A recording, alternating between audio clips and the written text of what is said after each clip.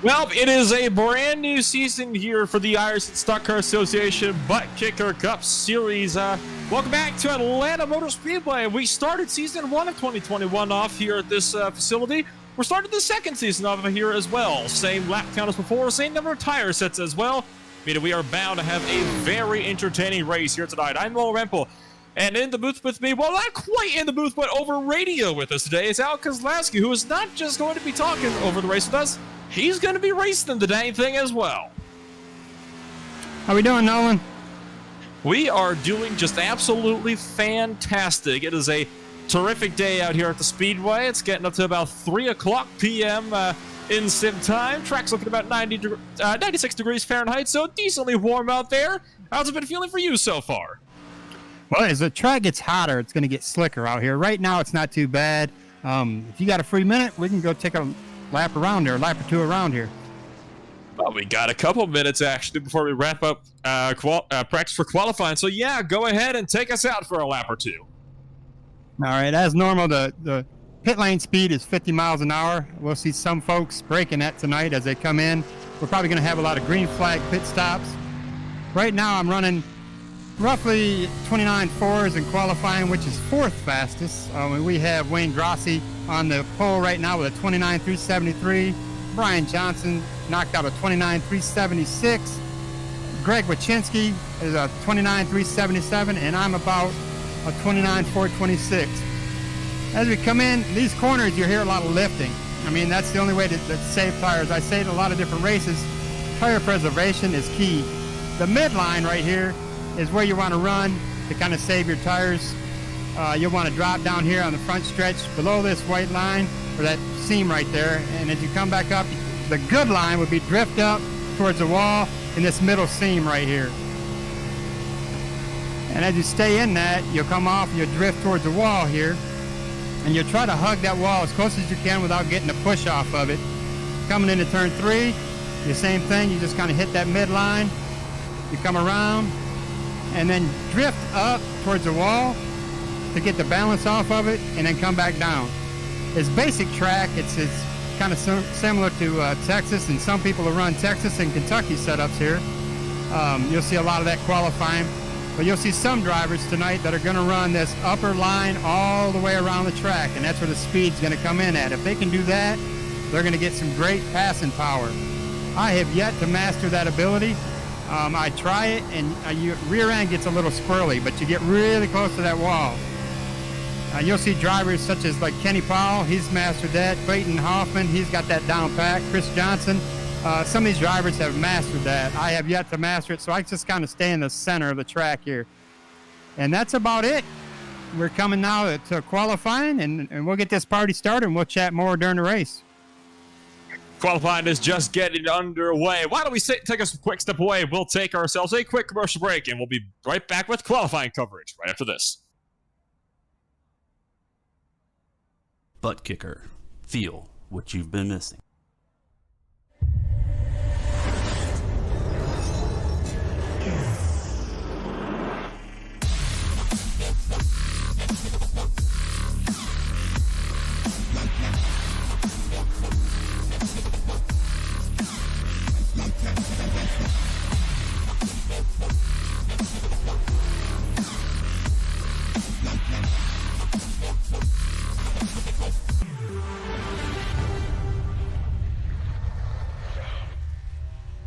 Get yours today at thebuttkicker.com, and be sure to use our 20% discount promo code ISCA20.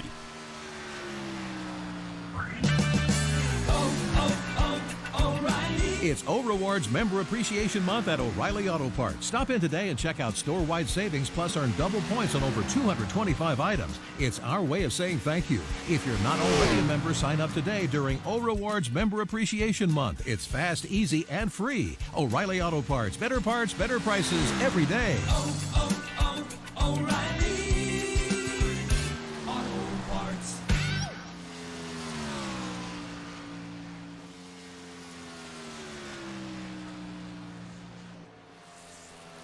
About 1.5 minutes into qualifying.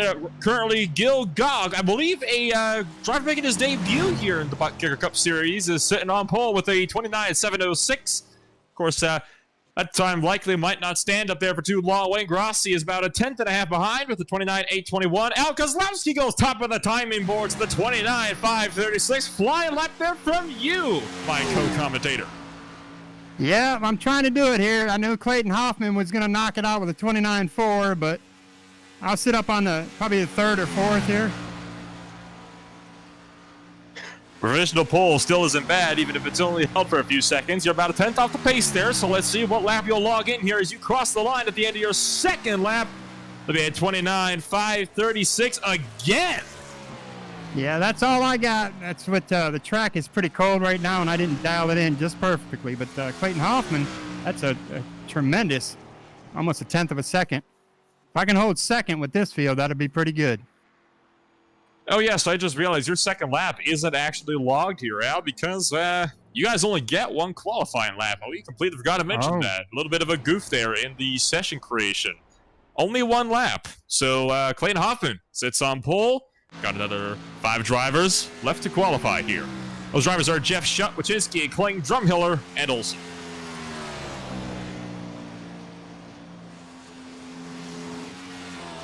So as you hop on out of your car there, Al, you're currently sitting on the front row, so not bad considering we didn't expect to see you down there on the track today, and you're already putting yourself on the top row with one of our most competitive drivers we got in the field.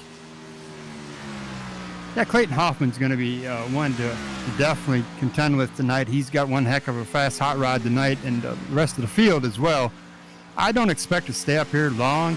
I know these guys, I'm going to take it easy because they're racing for points. I'm racing in here just to have a different twist on our commentary.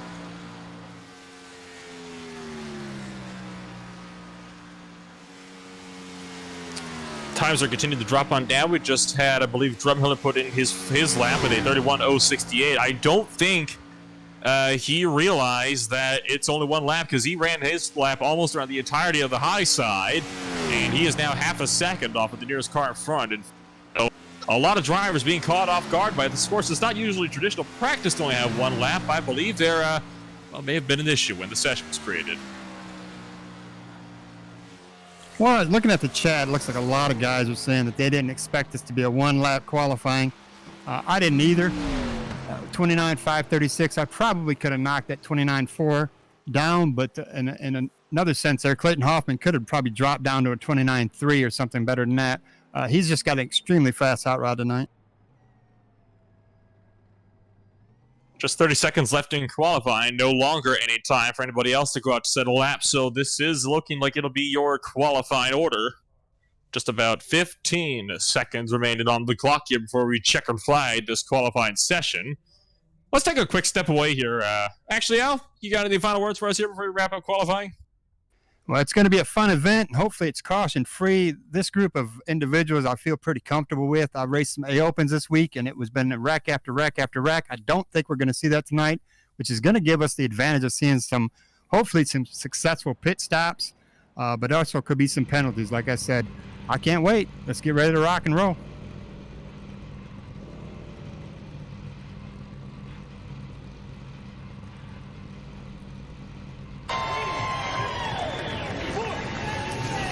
Oh, say, can you see by the dawn's early light what so proudly we hailed at the twilight's last gleaming, whose broad stripes and bright stars through the perilous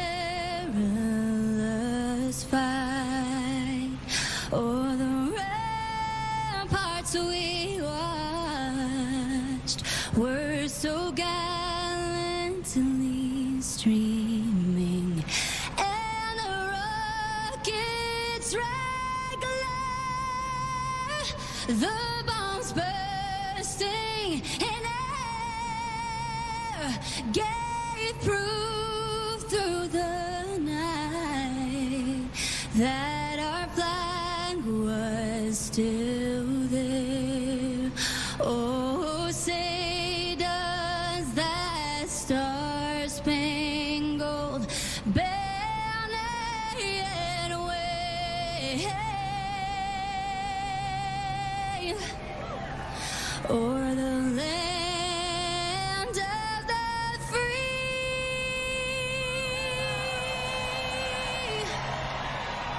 and the home of the brave.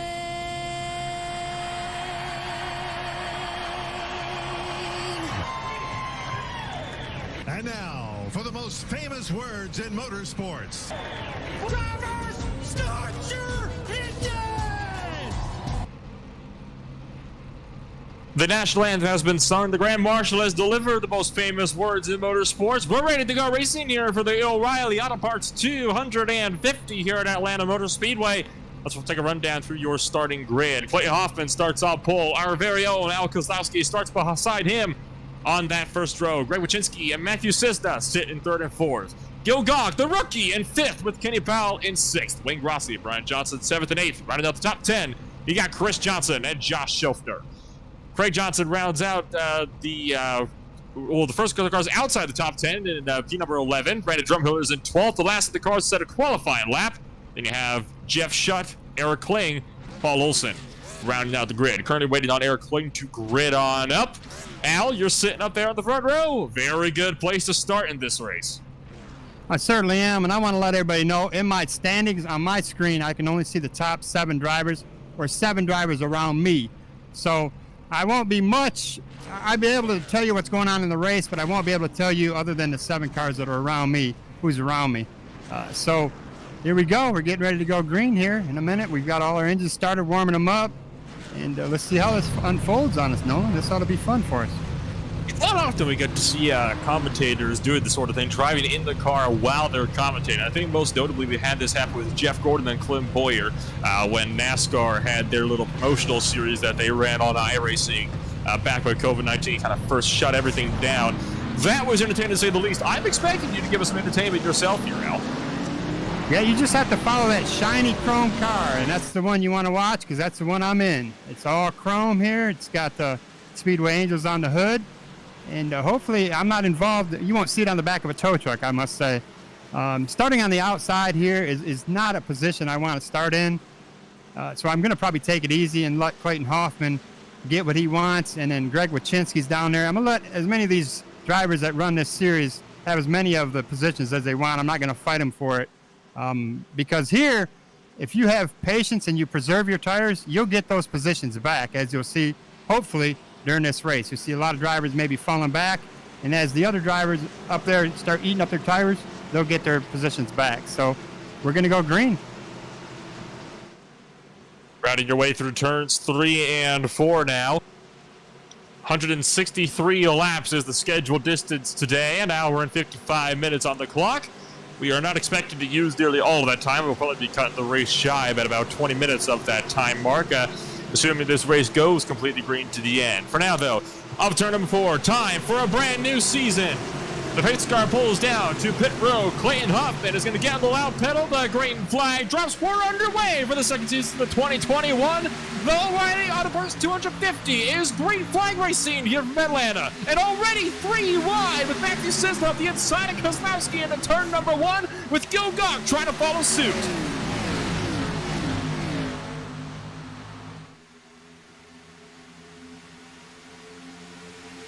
Grossi and that 7 car is looking racy as well. You got Kenny Powell running just behind that 00 machine. Down to the turn 3 we go. At 00, like you discussed, Al, you're trying to just kind of stay out of people's way for now, kind of let people use their stuff up early on here and potentially try to get some ground back in the later stages of the race when everything kind of settles out. We're side by side for second up front with Cisda just now clearing around Greg Wyszynski for the second podium position. Gil Gogg still working for that 4th position. He is still not quite clear. That 00 fighting back on the outside. Yeah, what he's going to do right here, Nolan, is he's going to eat up his tires, and I'm going to allow him to do that because it takes more tire wear on the inside like that. So I kind of let him go by. It's going to eat him up. And I've got Kenny Powell behind me, and I probably would do the same with him as I'll try to stay high. and let him go by as well, because they'll use these tires up and it'll be a bad race for them. First side-by-side battle on the track at the moment is back for 7th and 8th. Wayne Grossi trying to have a move here on Brian Johnson, but Johnson's able to clear around the outside. Grossi's continuing to force the issue, though, around the inside. Chris Johnson trying to get there as well with the 48. He washed wide, though, didn't get too much ground. Now the 48's under fire from Josh Schoffer. The 50 down to the bottom. He's going to pick up 9th here as we come to the conclusion of lap number 4. I watch Kenny Powell behind me. He's the notorious top-line driver. I mean, Jill, I'm going to have to go on the inside of him right here. He used up his equipment, and I should be able to clear him coming off his turn. Not quite. Still over there on the quarter he's panel. Still on it, ain't he? Yeah, he is. Right at your door now, Mr. Kozlowski. So down to turn 1 we go. This is the battle for 4th and 5th watching right now. I've got to go high here. Oh, boy. Real close to the 85, but now clear off of 4 and 1 back to the 85. Kenny Powell now on the outside of Gill as Kozlowski dives to the inside of Greg Wyszynski for the final podium position in the race. These guys, I think, are on tire preservation right now because that shouldn't have happened right there. I shouldn't have been able to pass them. And I've probably eaten up my equipment trying to do this, but... Try some good entertainment so far. You're clear for now on that 3rd podium position, but heads up because that 85 machine is hungry, but he is really defending that bottom side. He is losing so much time of a turn number 2 trying to fend off Greg Wyszynski in that 2 car just behind him. Kenny Powell is continuing to run that top side, trying to fall in line with the draft of the 2, but he's also under fire from Brian Johnson. So right now, the outside lane, not the place you really want to be. Atlanta is one of those mile and a halves where, unlike Kansas, Kentucky, it is not a top-line track. Battle's going to be on, though, for the race lead. Matthew Cisda has caught Clayton Hoffman and is trying to find his way up the inside to maybe take away the race lead for the first time all day. And Nolan, me as a driver in 3rd place, I want to see that because the more they battle side by side, somebody's using up their tires, and I'm already closing in on them. I'm still within a second here. So I've gotten away from 3rd or 4th place by almost a second here while they battle back there and start to close in on the leaders here.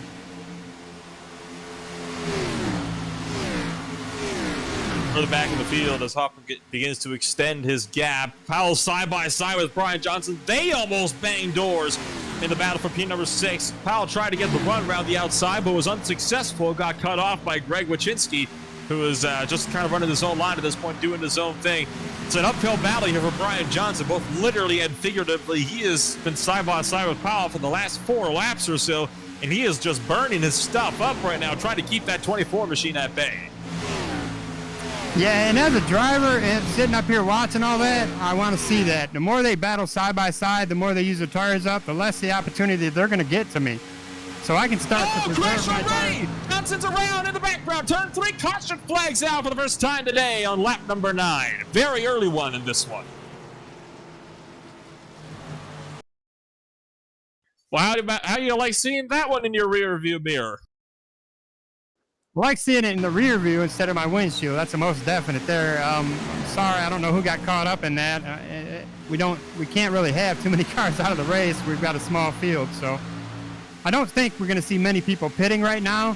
I may do an undercut pit for fuel and see if I can kind of have a strategy here. Looking back at the replay now, and it looks as though Kenny Powell might have actually just barely clipped the wall right at the edge of the 3. That slid him down right into Brian Johnson, who shot sideways to the track, and it was a fantastic save from Johnson.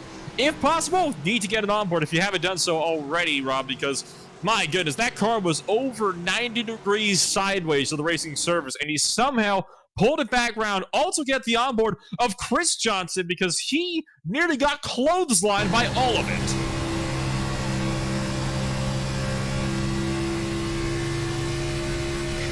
Getting that onboard footage now. Starting from Brian Johnson, I believe. It really is. It was honestly just a fantastic save. I mean, goodness gracious, that was not something we were really expecting to see too much. Looks like we might be having some minor technical difficulties with video, though. Not a whole lot of feed going on in that one. Well, Nolan, I didn't expect most of the field to come in on this pit stop. It kind of looks like this. Everybody's got the same idea I have, is try to get as much fuel in this thing as they can. Now the leaders, they only really have 11 laps on their tires here. So I don't think it's going to be a huge advantage. If anybody took tires this time by, that would probably be a foolish thing to do, unless you had a spin out and you really ate up your tires. So I'm going to come back out and I'm going to start on the inside line, and that's going to be a huge benefit to me. We'll have Craig Johnson on the outside, and of course Clayton Hoffman in the lead here. He's going to start in front of me. And it looks like I'll have Josh Schaffner behind me, and on the outside I'll have Craig Johnson. So let's see if I can get a good enough jump this time. The last restart I kind of slept a little bit there and didn't get a good restart, but this time I'm going to be wide awake and watching the rear bumper of Clayton Hoffman. There's one driver missing from the starting pylon. His name is Eric Kling. He did not make the starting call for today's race. Kind of going through the order here of the drivers that pitted, which was everybody except your top two. Two drivers of which have come back down to pit road. This is Drumhiller and Olsen. A few drivers actually did take tires for that one, Al. You had Matthew Sissa that took a set of tires. I think Yo Gott took some. Chris Johnson took some. Wayne Grossi, Kenny Powell, Brian Johnson, obviously. Those bottom two took some. They were both the ones involved in the wreck. Kind of judging this based on the fact that those guys' pit stops are at least 10 seconds longer than anybody else. They're right in that range where you'd want to be for a four-tire pit stop. Yeah, I made a decision to just get fuel only, and I added a little bit of tape because I didn't have enough downforce on the front end, so I added some tape on my grill to kind of give me a little bit more downforce so I can turn a little bit easier here. It's kind of hard to turn at 180 miles an hour and try to make it clear that wall on the exit, but we're coming across right now to 1 to go, and we're going to go green again in the next lap by. Clayton Hoffman looks to be taking the inside lane for the restart, so you'll have Hoffman to work with here on this restart. Craig Johnson will be the main competition around the outside, along with Greg Wachinski in that number 2 car. And for those that are just tuning in, welcome to the O'Reilly Auto Parts 250 here at Atlanta Motor Speedway for the first round of the second 2021 season for the Ireland Stock Car Association ButtKicker Cup Series. We're just coming to the conclusion of caution number 1 here that started on lap number 9 when Kenny Powell bounced off the wall and Brian Johnson sending that 4-car around for a massive slider, somehow managing to bring the front of that 4-car back around. For 1 to green, I'm Nola Rempo with Al Kozlowski, not just in the booth, but also down on the racetrack, running third at the moment, as we get set to go back for the green flag. Now this is not a green flag restart that the leader has to wait for the green to come out before he can go. He can go anytime he wants. So you have to be prepared. I have to be prepared, and everybody behind me needs to be prepared for Clayton Hoffman to jump the restart here. And otherwise he will leave you, and it's really hard to get to him. The only difference is, for me, is I have this much tape on here. I need to stay a good, comfortable distance away from him, or I'll overheat. And sure enough, there is the jump from Clayton Hoffman. We are back racing once again on lap number 14. All 14 cars are back off and away. Damage has been repaired on the 2 drivers caught up in the incident just a few laps ago. Already Kozlowski moving his way up to the 2nd position. You've got Craig Johnson, who almost scrapes the wall 3 wide. Now turn number 2, they almost wreck again. Down the back straightaway, Sisler 3 wide in the middle with our friend Craig Johnson and Josh Schofer. He's going to somehow pull the middle. Now he's trying to go around the outside of Greg Wachinski as well. And Sisler goes from 5th to 3rd in 1 lap. 3 wide up the middle, then round the outside of 3 and 4. And he's coming in hot for you, Al. Yeah, he's going to have it too, because I'm on older tires and I'm not going to race him for it. I'm going to let him use his tires up. He wants to take a lead, but he's starting this race out with 1 less set.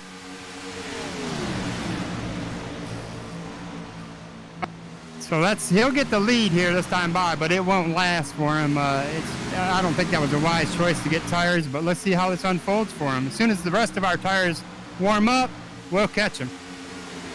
This means that at the moment, Cisna will have to stretch the remaining 3 sets, about 1 every 50 laps, which is a bit of an ask when you come to a track like this, where the tires you have to be so dependent on those tires. Kind of agree, it might have been the better move to just stick it on fuel for now and wait to see how the race plays out. It's very early to be making some significant gambles like that. Sure enough, Cisna takes the race lead. He's already clear by about a quarter of a second to Clayton Hoffman. Both drivers extending the gap. Kozlowski runs third, Johnson fourth, Rossi and Schofner side by side for fifth. Yeah, Ed, tape to this thing was not a choice that I should have made. I'm pushing really bad off the corners. As you can see, I'm starting to lose positions. So in order for me not to be involved in a wreck, I've got to back off of it and wait for another caution so I can go in and take this tape back off. This has made this thing very unbearable to drive. You'll have to get it when you come in for your first pit stop cycle here under green, which won't be for probably about at least another 50, 60 laps at this point.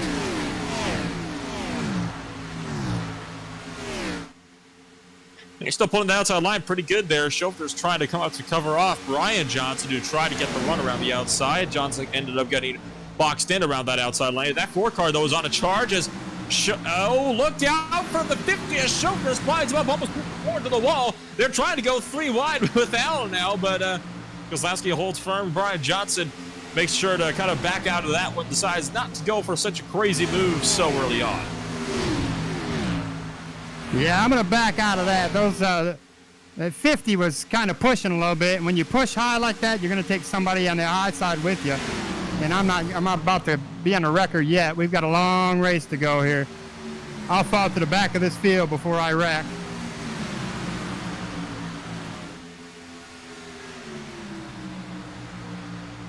Brian Johnson continues to kind of lead his charge here on Josh Schofner.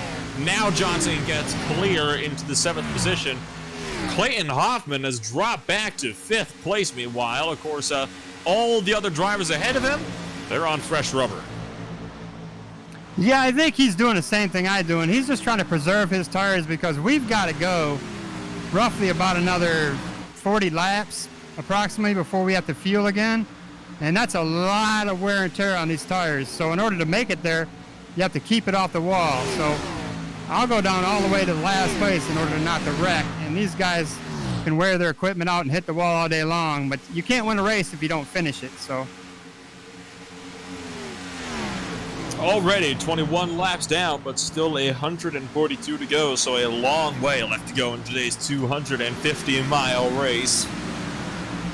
Jeff Shutt is running right behind that 00 at the moment with Craig Johnson just behind him. Now Shutt's going to go to the inside, and Kozlowski's going to get bumped down another spot. This will put him right on the bubble here of the top 10. And as you were saying, Al, you said you were going to drop down to last year if it meant not keeping out of the wall. Well, that might happen here soon because Craig Johnson is looking mighty hungry as well in that 83.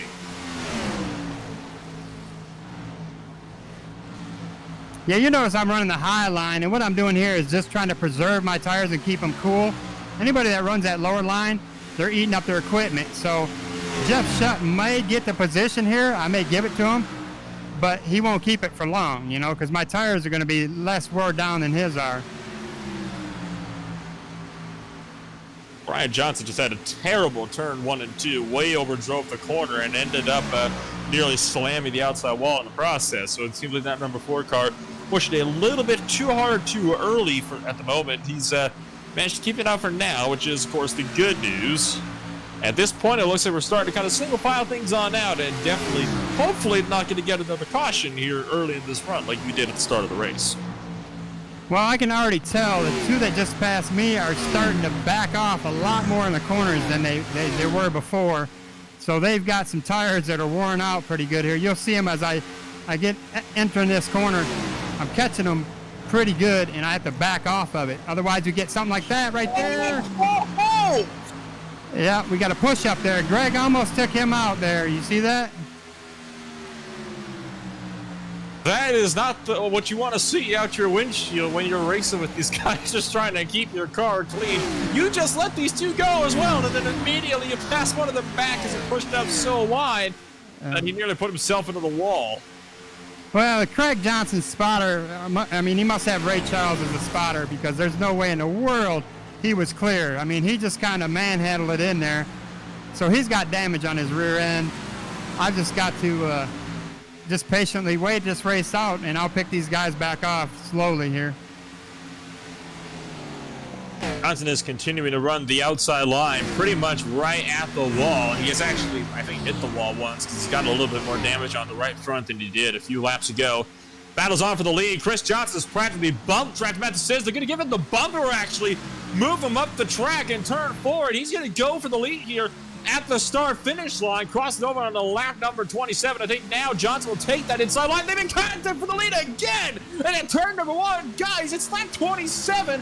We got 137 laps to go. Why are we bumping for the lead this early on? Oh, they think they got to be up there in clean air. This dirty air is not a big, huge effect here. I don't know why they would race so strong right now. We've got not even a seventh of the way through this race, and we're already racing like this. There'll be 5 cars left if we keep going like this. As I'm watching Greg Johnson in front of me, he's getting closer and closer to this wall. He's going to make contact. That 83 is going to make contact with this wall soon. It was the car that I believe pushed way up the track and forced Jeff Shuck to ease off, or he would have slammed the wall as well. So Johnson out of the corner has to back out big time. That allows Al to get a massive head of steam down the back straightaway. Right now, the closest battle besides that one is actually one about equal distance up in front, and it's Greg Wyszynski and Josh Schofield just up the road from these guys. Actually, it looks like that one just up the road, if you will, is actually a little bit closer, as Wyszynski is right on the back now of that number 50 car, trying to get on his inside. He is going to go for the pass here in turn number 1. Whoa, I got a little loose there, Nolan. Yeah, you see that? The rear end will leave you. If you've got these worn tires, you do not want to try to hog that inside line. You weren't the only one. Wyszynski had an almost identical tank slapper on the exit of turn 2, so you're not the only one that's starting to struggle here. Yeah, this is, I don't know what the track temp's heated up to now, but we've got 30 laps on these tires, and they shouldn't be this wobbly on us right now. 97 degrees Fahrenheit. It's the track temp at the moment. 82 degrees Fahrenheit in the air. Well, I'm going to just take it easy and ride back here in 10th for a while and save my racing to the end of this thing. Battle on for second. Grossi is now having a run here at Matthew Sisda, who's continuing to tumble down the timing order. Grossi is going to pinch him up for turn 1 and then try to get the pass done in turn 1. Sisda tried to get the momentum around the outside, but he only cost himself. Had to back off to avoid hitting the wall. They do make contact off of turn 2 again. That 10 car is just a little bit everywhere at the moment, and once again, another incident that was a little bit too close for comfort. Once again, that probably should have been caution number 2 there.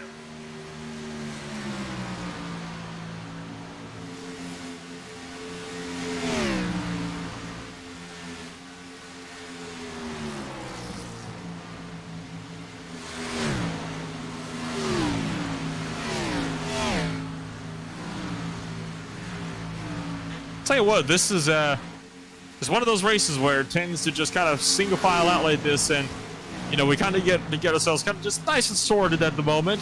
So why don't we take a quick step back, and we'll give a shout out to the sponsors here of the race and indeed the series, and we'll be right back. ButtKicker. Feel what you've been missing.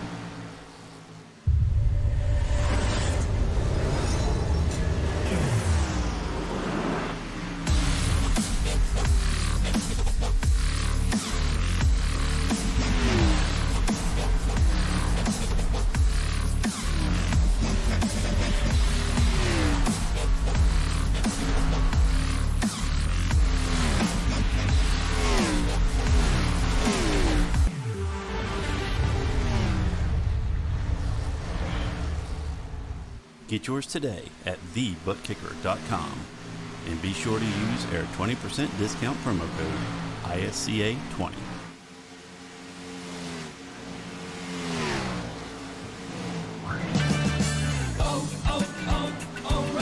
It's O-Rewards Member Appreciation Month at O'Reilly Auto Parts. Stop in today and check out store-wide savings plus earn double points on over 225 items.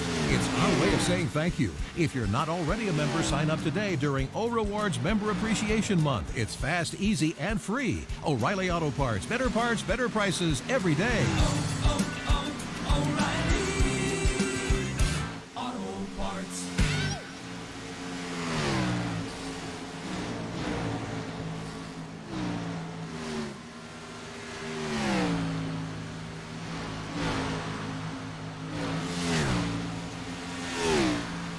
Fourth and fifth have just swapped hands. Brian Johnson, after beating the cause at caution number 1 with Kenny Powell, has started to pick up the pace here. He's up to fourth now as Gil Gawk going to try to get the switch back here on the inside line for turns 1 and 2. But Brian has just been so good on that outside line that Brian has got nothing for him at the moment. Yeah, knowing the track is got rubbered up here, and these guys are getting less and less rubber on their tires. I should start seeing some pit stops here, roughly probably about lap 45. I'm planning on coming in probably really close to that, 45, 48, something like that. You said about 45 or 55 there? I'm probably going to do a 45 to 48, depending on how this thing keeps handling. I've got to take the... Ew. Looks like Craig Johnson just clipped the wall in front of me. So he's probably going to come in a lot sooner. His tires are really jello. Battle for third is on as well. Cisda just about crashed out with Brian Johnson. I don't know why these guys are racing so hard. We've still got over 100 laps to go. Now Cisda's going to try to pinch Johnson down in turns 1 and 2 here. That 4 car is a lot better on the outside, I'll tell you that much, because he just has no speed on the bottom. Contact! And Cisda almost gets into the wall, but they somehow managed to hang on for the third position. And Cisda finally backs off and lets Johnson take the spot away from him. 3 cars under a blanket here for third, fourth, and fifth. Now Cisda watches way up. Gil Gawk gets into the wall. They're both around on the front straightaway. Caution flag is out again. Heads up, Al. Hoffman is going to crash. Got one on the outside, one in the infield. That's what... Whoa, there's one. I didn't know one was on the wall there. Yeah, that's what you get when you're racing. Now we'll see everybody pitting for tires and coming in here. It's like, guys, it's lap 39. We got 125 to go. Why are we racing this hard so early? It's like you said, we're not going to have anybody left by the end of this race at this rate. I didn't think we'd have 2 cautions with 14 cars at Atlanta of all places. I thought we'd run this one completely green. Well, what do you think, Al? Come in for tires and get rid of that tape now? Oh, that tape is going bye-bye. I'm getting rid of that tape here as soon as I come in, and I'm going to get a full tank of fuel, 4 fresh rubber, and I'm coming back up through the field. Elvin, that'll give us some entertainment. That's the second incident involving Brian Johnson. We just took a look at a replay here. Sorry, it was Matthew Cisda that was involved with... actually, Brian Johnson was almost involved as well. They actually kind of banged doors a little bit earlier as well, but with the way Cisda was just kind of all over the place, it was only a matter of time for something bad happened to him because he was struggling so much to hang on to that race car. Sure enough, everybody's going to be coming down this time by except for Wayne Grossi and Chris Johnson, who stay out once again. They already came down 30 laps earlier. Sitting ducks, we call them. Well, they can't afford to come down right now, Al, or they'd have to make only 2 sets of tires stretch out 120 laps. They can't. They have no choice. They have to stay out there because they used their one of their sets of tires really early in the race on lap 9.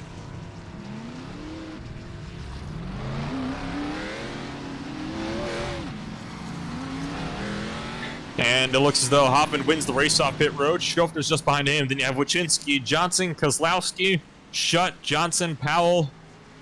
Cisda's car is all torn up at the pit still. Olson's going to be the next one out, followed by Drumhiller. Matt Cisda and Gil Gawk's cars, though, are just junked in the infield.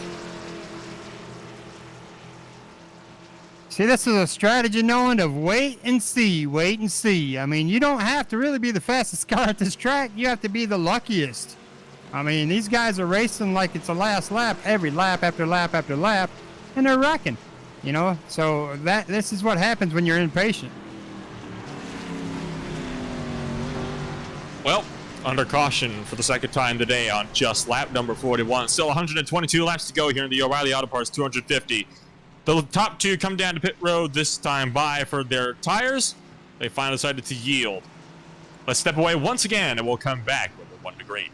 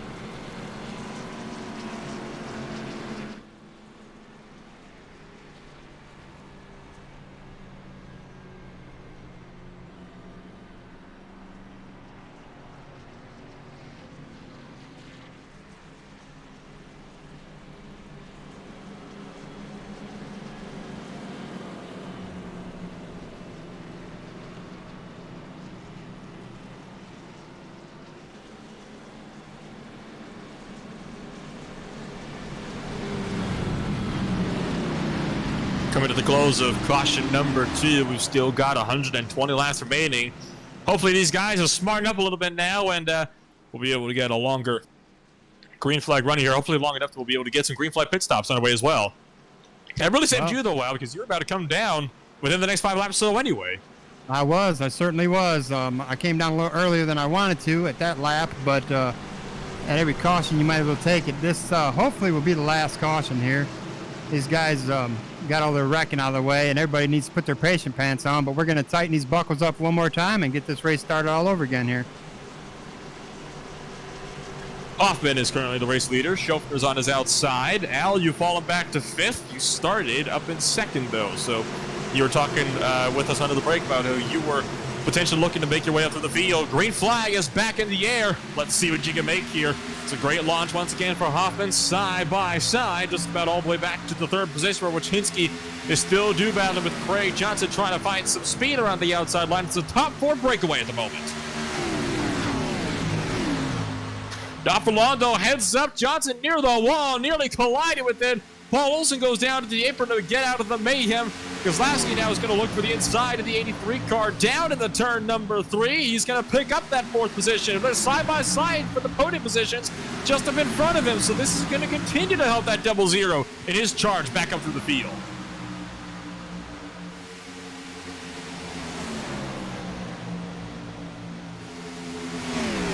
And it looks like now the restart chaos has kind of settled down for a little bit here. We got some battles further back. You still got Craig Johnson side by side with Kenny Powell for 7th and 6th. Just behind them, you got Grassi trying to have a go at Jeff Shutt. Shutt is trying to push way around the outside of Chris Johnson. Matt Cisna is also side by side with Gil Gog. Those are the 2 guys that just wrecked to bring out the 2nd caution. They still got quite a bit of speed under those cars. Surprised because Cisna had his front end completely torn off. They put a new nose clip on it, though. That car looks like it might still have some speed behind him so long as he's got some help with the draft, but they are getting way too close for comfort here.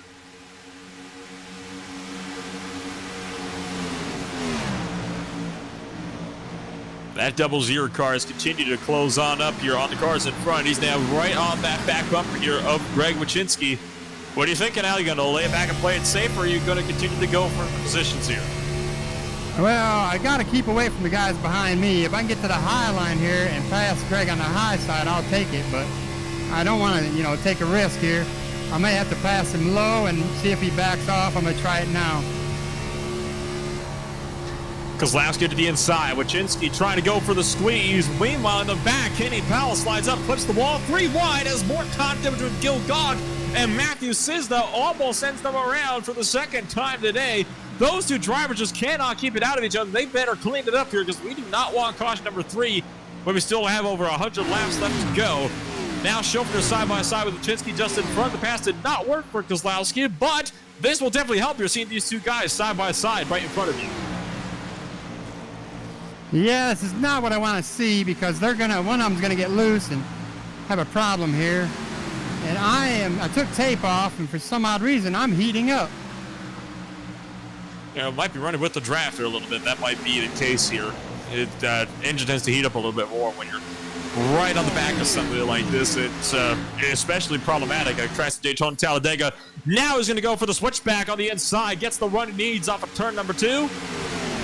And count out Kozlowski back up into that final podium position. Clear outside and 1 to the corner on the top side right now. You got Josh Schofner on your outside now. You're trying to go for 2nd.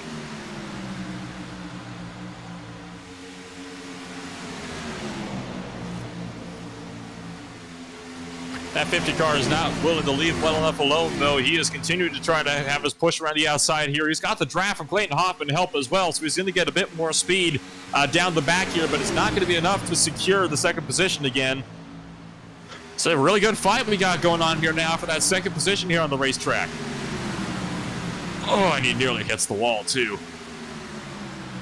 Yeah, that's what you have to fear, is that outside driver does not keep it high. Hell, I blew up! Oh, no!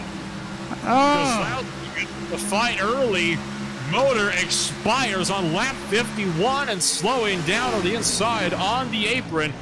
Looks like there was a bit of contact there as well for Schofner or Johnson. It was one of the drivers right behind you.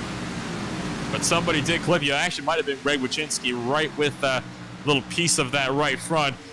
Doesn't look like it's Fetty Wyszynski a whole lot, though. He's side by side with Brian Johnson. That is so unfortunate, though, Al. We were hoping to see you stick with you in that car there to the very end. I can't figure it out, Nolan. I was at 57 tape. I went down to 54, and I blew up. So it doesn't make. I guess the new change that iRacing made, they can't get too close to the car.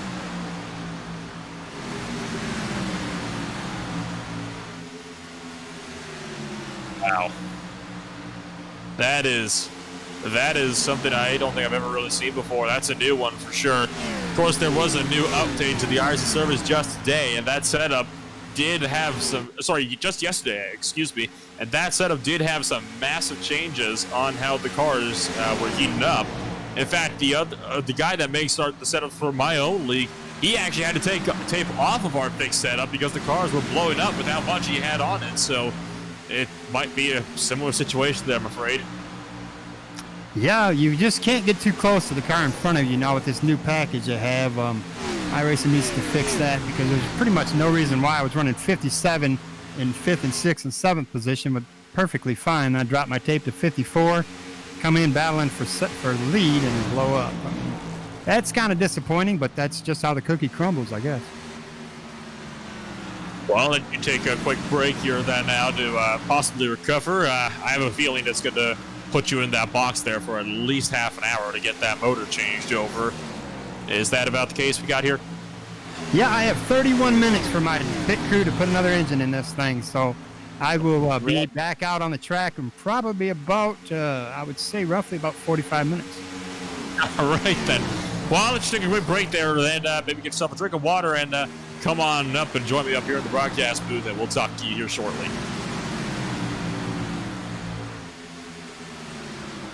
We're continuing to kind of run this race here under green. This is, I believe, going to be the second longest run we've had now all race. Brian Johnson is trying to have a go up there, trying to have a pass around the outside here. Josh Schofner going to get the over-under on the exit of turn 2. Now the Ford car goes down to the bottom for turn number 3. He's going to get this pass secure. Great overtake there from Brian Johnson. Way to fight back on that Ford car, too, by the way. He was the guy that was caught up in the first caution on lap number 9, got clotheslined by Kenny Powell, shot the car sideways, recovered from the spin beautifully. Now he's up here again, and he's battling for second. Well, lucky for me, I've got TVs down here. I can watch this race and watch Brian Johnson take second place here off of Schaffner. And you have to kind of be cautious when you pass. As you've seen, you don't want to get too close to these guys. I don't know how many more cars we'll see blow up, but maybe these guys will learn from my mistake and roll that tape back quite a bit. Hoffman has not been able to really extend the gap as he was in the very first stage of the race. It's been a bit of an interesting run for that 92 car. He did fall some ways down the order early in this race. That was, of course, due in part to the fact that he had stayed out, whereas half the field came in on that first pit stop and took tires. Now he's also recovered back up to the point for that number 92 machine. We're still running single file, but I am noticing now it is a heck of a lot closer now than it was in the last one. What happened? There's a car blinking up here in third spot. That's Joshua Schaffner in that 50 car. He's having some internet issues. He's blinking a little bit here, I think, and that's going to throw some confusion to Chris Johnson running behind him in that 48 machine.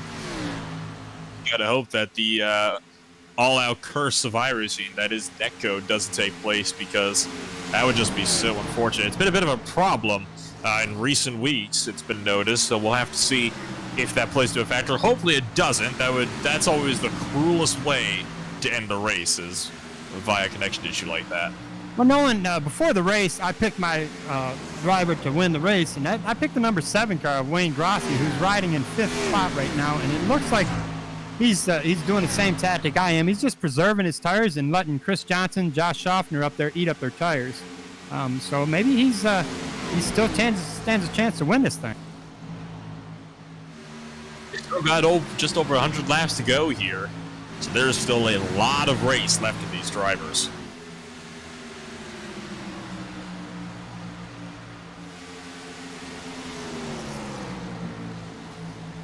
Oh, it's heartbreaking watching these guys go around here. I had a pretty fast hot rod tonight, Nolan, and it was going to be pretty competitive. And for for the first time in history, I was going to probably look like I was going to be a commentator interviewing myself in at least second or third. How would that work? I'm trying to think of the logistics. Like, would you just like ask yourself a question, or you'd ask a question to the air, right? Then you'd like, I guess, just kind of walk to the other side of the room and just answer, then walk back. I'd have to have split personality talk to myself here, which many of these people don't know. I probably do have that, and I would just have to answer my own questions. I mean, I might be crazy by doing that, but it looks like I'm going to avoid that situation after all.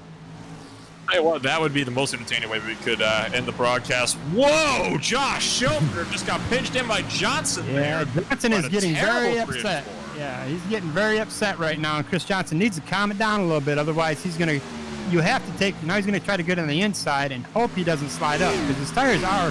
He's got roughly about 20 laps on these tires. See how he slides up? He's got to back off of it. That gives Wayne Grotzi an opportunity to catch him. So you got to stay patient there. Johnson on the high side, Grossi down low. The number 7 Pennzoil machine is not to be able to fend off Chris Johnson, who continues to hold strong around the outside line. No dice for that number 7 machine, and your pick to win. Yeah, Johnson, he's regathering up here. He's going to go to the high side, and he's going to try to. He gets tremendous speed in the middle there, and that's where, as you watch my race, that's where I like to run most of it, is in the middle there. I only use the corners to pass, and that's really eating up your tires. So if you can hold somebody, pinch somebody at the bottom line for about 2 to 3 laps, you're taking probably about 10 laps worth of tires off of it, you know? Yeah, I know what you mean. It's very easy to just burn the rubber up with these things. It's kind of the reason why I don't tend to race these cars. I honestly have to say, as much as I love watching Cup cars race, I'm not really one for driving them. I actually much more prefer to drive Gander Outdoors trucks that we got in the service here as well. Personal fan of the Toyota Tundra there. Yeah, we make it look fairly easy out here. Most guys that get in this in one of these Cup cars, because it looks so easy as you're watching this, you think you can just jump in here and turn, 29-second laps. It's next to impossible. I mean, we've got guys been on this sim for about 2 to 3 years in this league right now, and they've put over hundreds of thousands of laps in these cars to get them to what it looks like today. So it's not as easy as they're making it look. Once again, Schofter's under fire. Johnson's trying to find his way up the inside, but the dirty air is just so powerful right now that Johnson just doesn't have anything for him. Wachinski's coming to the inside of the 7 in that 2, and he's trying his best to get in there, but that inside line it's very hard to make it work. You can make it work on fresh tires, but not older tires. I mean, you've got to almost ride that high line. Atlanta's one of those tracks where it's a bottom lane racetrack, because unlike tracks like Kansas or Michigan, unless you're already side by side with somebody coming into a corner, it is so difficult to get a proper run around the outside line where you'd be able to actually set it up and properly capitalize out of that. It really is a bottom line racetrack where you need to run the bottom or the middle lines all the way around pretty much, and the majority of the guys are still doing that, but you can't pass down there when you get further to a run like this. You'll watch Chris Johnson. If he does this right, he's Josh Schaffner in that 50 is trying to hug that bottom line, which is using up his tires. And Chris Johnson is more prevalent on the high side, so you'll see he's going to try to make a pass on the high side, and he gets a great run off of that. And he will successfully pull it off on that high side. What he has to worry about is that Josh Schaffner in that 50 car pushes up onto him.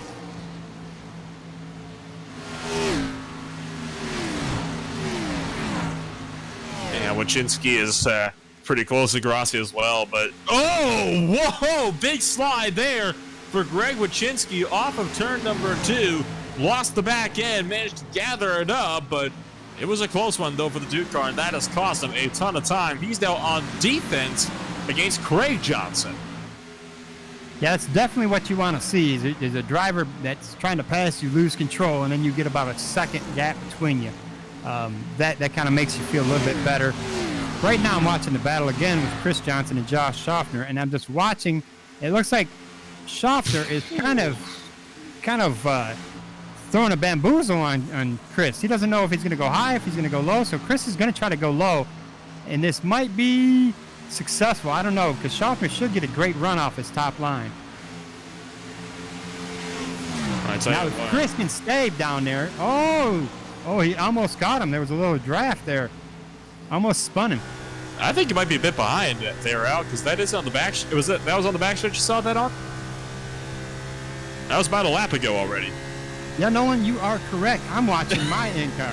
I was wondering kind of what you were looking at there. Yeah, I'm in my race mode here, which is a little bit of a delay here. So now I'm back up. I think everybody, they're starting to come across the start-finish line now. Yep, that's correct. I'm with you now. I am with you. I know what you mean, though. I mean, it was that's why I kind of exhaled that, because I honestly thought Johnson's going to take him out. That car hooked hard right, and then back to the left right before it could take that 50 car out. That was a close one. Well, Nolan, netcode, if you know what that is, most of our viewers probably does not know what that is. Netcode is a problem this week. We've watched it benefit some drivers, and we watched it really. Oh, Johnson! Oh! Hold it together, buddy. Hold it together. Is that a slowdown penalty? Oh, no. That's not a slowdown penalty. He's just slowing down to regroup. That's a Code Brown moment for Chris Johnson there. All four wheels off the ground. Yeah, he's got an ill handling race car right now. He probably wants to bring that thing in and get some tires put underneath it. Need to look at that again if he can, because I'm pretty sure there was a point where he had pretty much all four tires off the ground, skating it through the grass. If he was side by side with somebody, I would definitely make a pass on the grass reference. It's a shame he wasn't.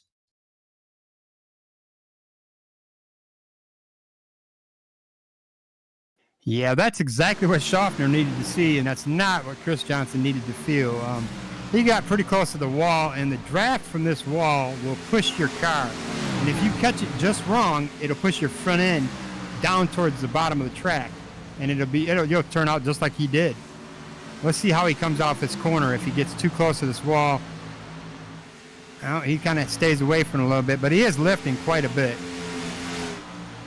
Now he's got Greg Wyszynski to worry about, trying to get to his inside here in the battle for 6th place. This will dump Johnson outside of the top 5, but Wyszynski just cannot get the run that he needs, and Johnson continues to hold on. Great save there by Johnson, showing that he's one of the better drivers he got here in the league, who's able to keep the car under control in a situation like that. But the fact that back end now stepped out in the first place, I think that's a real testament here, Al, to how difficult these cars really are to drive, and to get guys of this caliber mistakes. Yeah, you have little curbs around the grass on the front stretch, around all the grass here. There's actually a little curb, and when you hit that, it can do a lot of damage. So, Chris Johnson's got some damage to the front end of that car on the valance or something. Their lower spoiler or something. He's got damage. That's going to prevent him from being able to draft up to somebody pretty good. If this was in reality, or if we even had like the new damage model on these Cup cars, that probably would have just tore the splitter completely off of the car with how violently that front end came back down after it shot up into the air. Oh yeah, he would definitely have some grass stuck in there, and he'd be overheating by now. Watching Greg Wyszynski in the 2 car, he's going to try to do that low line again, which I think he should avoid that at all costs for the time being, because that's just wearing out his tires, and he roughly has about 20 laps before he needs to pit again. Insanity is attempting the same thing over and over again, as we're seeing here, and expecting a different result. Wyszynski has tried this for the last 4 or 5 laps here, and every time he's had to back way out in turns 1 and 2 because he just hasn't been able to get the momentum he needs to carry it through and take the position. Will it be a different story on lap 78? The answer appears to be no. No, his car is really ill handling right now, so he probably should just tuck back behind Johnson and try to push him up as far as he can and try to pass Grassi and Schaffner up here, because the leader in 2nd place, Brian Johnson, have literally just walked away. I mean, Clayton Hoffman is on a Sunday drive right now. He's just hitting all his marks and just making it look like it's easy up there. Indeed he is. It's been a fantastic run up there for Clayton Hoffman. He just has had no complaints whatsoever so far in this race. Well, you said about 63 laps is the distance on fuel here. So theoretically, if we were to do this on fuel, these guys can still make it with 1 stop. Yeah, and that's what I'm guessing they're probably going to try to pull off. If they can pull off 100 laps and then stop for fuel, that would be the last stop they need to make. That would be my plan if it was me. If I was still in this thing and didn't blow up, I would do that. Now, I definitely, once I get back on the track, I'm going to make it on one more fuel stop. I mean, once I fill up and come off, I'm not stopping again. Yeah, let's hope you can still get out there and have a good run here for the remainder of this race. Have you ever just giving you an update, by the way, as to how long it is until you see you back out there on the track? I have roughly about 17 and a half minutes left. My pit crew is already got the engine in. They're just buttoning stuff down and making sure all the tweaks are in here right. We're going to snap this thing together. In about 17 minutes, we'll be back on the track. 81 and a half laps down, coming to 82 laps remaining, halfway for the O'Reilly Auto Parts 250. And side by side, Wojcinski is with Chris Johnson. Still unsuccessful. The two car gets mad loose on the inside. The battles continue around the track. Let's take a quick step away. We'll be right back.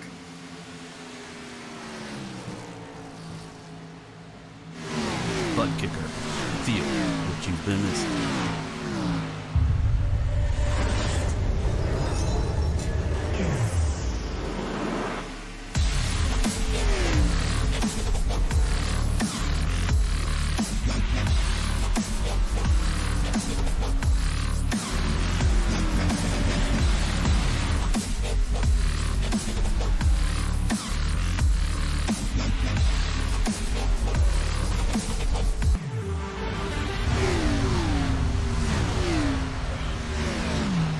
Get yours today at thebuttkicker.com and be sure to use our 20% discount promo code ISCA20.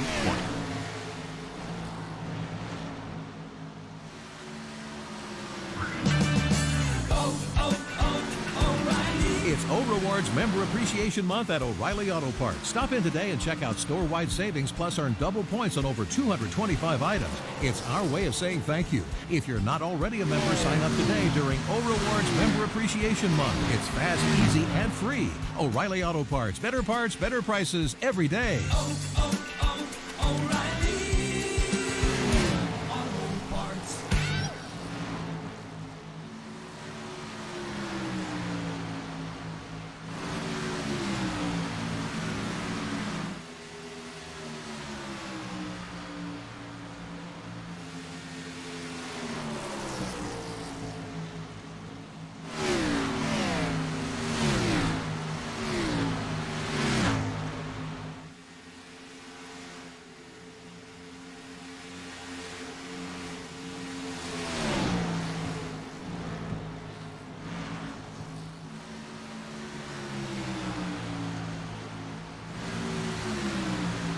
.78 and a half laps remaining here for the O'Reilly Auto Parts 200. The battle is still on for 5th and 6th. Wojcinski's still trying to find the inside.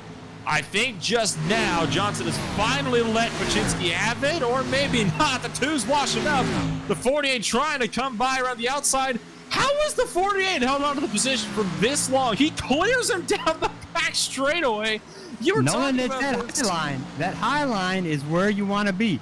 Right now, Craig Wojcinski is using his tires up badly, and he is going to wreck. It's inevitable. He is going to either wreck into Chris Johnson or he's going to wreck himself out of this race.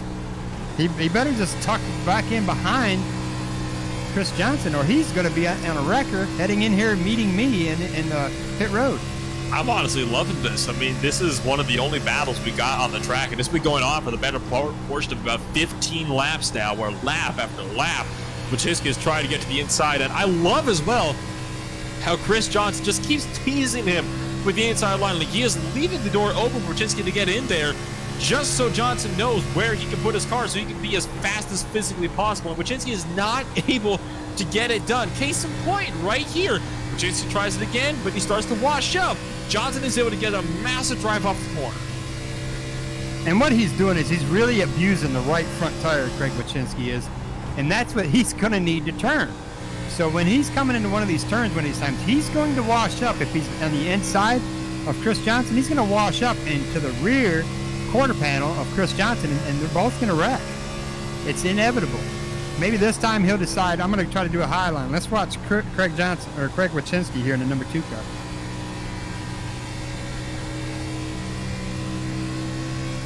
We're riding in car with, I believe, Wachinski this is, and we're riding on board with. The number 2, Craig Wachinski, is persistent. I mean, try again until you're successful. But I'm afraid he's not going to be successful if he keeps trying the same thing that's just not working. He's got to think of something fresh. Got to think outside the box. Maybe try to follow the. Okay, I was actually about to say that, but I just found a counterpoint to my argument. Johnson is not letting him have the top line because Johnson knows that top line is where all the speed is right now. And he knows if he lets Wachinski up there, it is all over. So he is trying to keep Wachinski on the bottom where he can't get any speed. But this is the first time Wachinski has been side by side with him in 3 and 4 for a while. So Wachinski is getting a little bit closer. It reminds me of those old cartoons of Tom and Jerry. You know, Wachinski's the mouse or Wachinski's the cat and 48's the mouse here. He's just trying to catch him, and he just lets him get really close, and then he pulls away, you know? Yep. Sounds like an old Roadrunner cartoon as well. That also rings a bell. It's more accurate, actually, with the speed. Yeah, Johnson. Go ahead. Here we're going to try it again. He's got some speed. It looks like Johnson's saying, you know what, I'm going to let you have it this time. So he's going to let him have it, but he used up his equipment. I didn't see that coming. I genuinely didn't see that coming. Chris Johnson was fighting so hard with him for the past little while.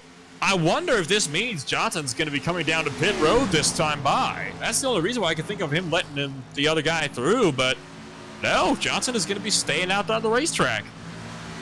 So Johnson is pushing up quite a bit, so he may have an ill-handling race car, and he thought to himself, I might want to let him by just so I don't wreck us both. Because, you know, finishing 5th, 6th, or 7th is a whole lot better than finishing where I'm going to finish this race. I think that really did send a message, though, to not just Greg Wachinski, but Jeff Shutt, actually, as well, just behind Chris. The message here is that the only way you're getting by me is if I'm letting you by, because that is the only time Wachinski was able to pull ahead was when Chris Johnson lifted off throttle to let Wachinski have it. If he kept in the throttle there and kept race with him, I honestly believe Johnson would have been able to hold on to that position all the way up to when he pitted in. Well, let's see if he gives the same battle to Jeff Shutt here. Jeff has been silently back there just patiently driving, you know, and keeping himself in 7th. Maybe he wants to be in 6th. Getting back up to the leader here, Clayton Hoffman has got a comfortable 5.5 second gap between him and second place Brian Johnson. And he's got a comfortable 6.8 seconds, 6.76 seconds between him and third place Josh Schaffner in the 50. Wayne Grossi is almost 10 seconds behind our leader in 4th. And now Greg Wachinski's moved up in a 10.7 seconds behind our leader. And Chris Johnson in the 48 is 11.6 seconds behind our leader. When you're talking about 11, 12, 13 seconds, that is literally almost half the field away. I mean, as right now, Chris Johnson is coming out of turn 3 and 4, and the leader is on the backstretch. You know, so he is a great distance away from him. Let's see how Clayton Hoffman deals with lap traffic up here. Hoffman so far has been able to pick off Gil Gog relatively cleanly, along with Matthew Cisna, who is a driver that is now 2 laps down as a result. But there are a couple drivers that are still running relatively close to the racetrack, but the closest battle is definitely still for 7th and 6th at the moment, with Jeff Shutt in that 25 machine trying his best to run down Chris Johnson here. You know, while we're at it here, we're waiting for this battle to kind of shape up. Why don't we take a look at over at the schedule coming up here for the season. So we're at Atlanta for the season opener. It's 12-race season as normal. You got Bristol Motor Speedway coming up next. It is an insane first half of the season here. We got Bristol Motor Speedway coming up next. Unclear yet if it's the asphalt version or the dirt version. We'll get clarification on that as soon as possible. 1 week that is still classified as to be determined, but we believe it will be iRacing Super Speedway, then Martinsville Speedway, then Richmond Raceway, then Talladega Super Speedway. So probably about 5 of the most insane tracks on the service are in the first half of the season. Then we go to Kansas, Darlington, Dover, Circuit of the Americas, Charlotte Motor Speedway, and Sonoma to round out the season. It is going to be an absolutely mad season, and it should be full of entertainment. And I believe our recruitment's open for the ICA at the moment now? Yes, sir. Yes, sir. We are actively recruiting. If anybody wants to race with us, they can get a hold of Kenny Powell on Discord or send him a message on iRacing, and he'll tell them how they can get joining in. We are at this point at just about come one, come all, because this is one season you are not going to want to miss, and you are going to want to take part in it right through to the checkered flag at Sonoma. We've got so many entertaining tracks. We got Bristol. We got this Super Speedway. We got Dega. We got Richmond. We got Martinsville, and more. There are so many tracks here as well that we have never been to before so far this year. It is just going to be probably one of the most entertaining seasons we've seen in ISCA in a long time. Well, I might partake in the super speedways. I might race in those and do some commentating from the track, because I absolutely love a super speedway. I'm not too fond of Bristol, and I do believe, if I'm not mistaken, that may be the Bristol Dirt. And you want to watch a demolition derby, that is the race to watch. I tried to run this cup car on that dirt, and it is a handful. Tell you what, Al, if I don't see you power sliding the dirt car around, or a dirt stock car around on a dirt track while commentating this at the same time, I'm going to be disappointed, man. Well, I can tell you, I'd probably do 2 laps, and then I'd be in the same place I'm at right now. You know, it would be no different. I won't have a blown engine. I'll have a torn up race car, you know. So I hear we got some cars coming into pit. Yeah, listen, we'll get a couple of guys coming down for the first time so far today, and just at the perfect stage. This is going to be pretty close on fuel for a couple of these guys. Chris Johnson is the first to come down in the 48 car. Finally bails out on his battle. He's got 61 laps in this stint, 62 to go. Estimated fuel window, 63. So Johnson is cutting this one a little bit fine. Yeah, I think we're going to watch the leader. He's going to stay out, and he's probably going to take this to about lap 110 before he comes in and pits. Although he does have such a tremendous, comfortable lead right now, he can actually pit and still probably come out 4th. We'll have to see here. The pit delta from Chris Johnson total was about 40 seconds here. So I think Clayton Hoffman will be able to come on out at about 6th place or so. And he is now in pit road this time by. Schofner stays out. Looks like Brian Johnson is also down pit road. So is Jeff Wachinski, Drumhiller, Cisna, and more. Powell is in. Grassi is in. Looks like just about everybody will be coming down to the next couple laps here because they have just reached the end of their fuel windows. Yeah, I get the comforts of sitting in my car and watching all these guys do pits. That's a great feeling. Oh, trouble! Wachinski into the outside wall. Somehow, no caution, but Wachinski just crashed it on the exit of pit road. How is that not a caution? That should have been a caution. Well, if you don't have cars coming down the same vicinity, and he brings it below the white line as he did, it would not have caused a caution. He did have a car bearing down on him. Chris Johnson had to swerve to avoid him. Johnson was about 3 feet away from absolutely sending that car into another dimension here. Take a look at the replay, and you'll see my shock here as to how that was not a caution. I have no idea, but Chris Johnson is just full of Co-Brown moments this race, it would appear. Or both the Johnsons, as a matter of fact. That is absolutely shocking that was not a caution. That absolutely should have been one. Well, was Craig Johnson or Craig Wachinski, the 2 car, was he on old tires? No, he had just come out of pit road. He was on pit exit, and he just lost it on his own and slammed the outside wall. Yeah, so he's going to have to come in as well for a penalty because of the unsafe pit exit. Yeah, when you're coming off pit road, you really, really have to take it easy on them tires. That's fresh tire right there. You've got to get it heated up. You can't heat it up by spinning out like that. Otherwise, this is the result you get. Greg Wyszynski is in pit road right now. I believe he is getting himself sorted there with his penalty there for that unsafe pit release. I'm pretty sure he's going to be done for the day as well with all the damage he's got to fix in that car because he just tanked that outside wall. 2 laps plus down now. Oh, dear.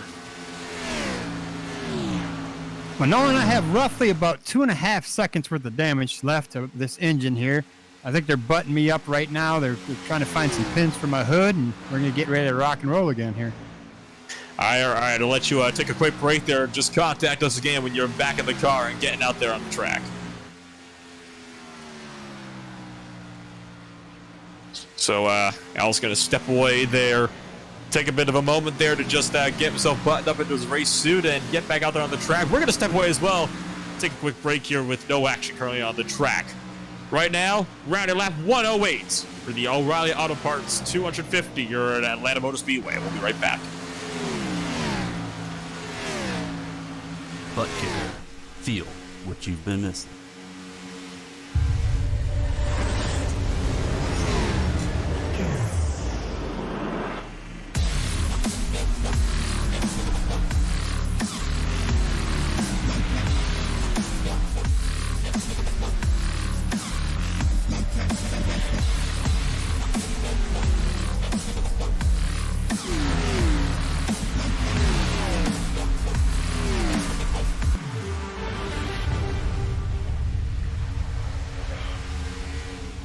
Get yours today at thebuttkicker.com and be sure to use our 20% discount promo code ISCA20.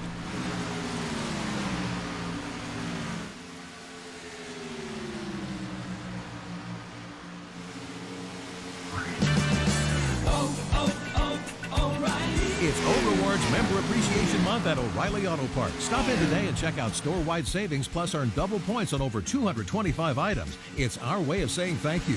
If you're not already a member, sign up today during O-Rewards Member Appreciation Month. It's fast, easy, and free. O'Reilly Auto Parts. Better prices every day. Auto Parts.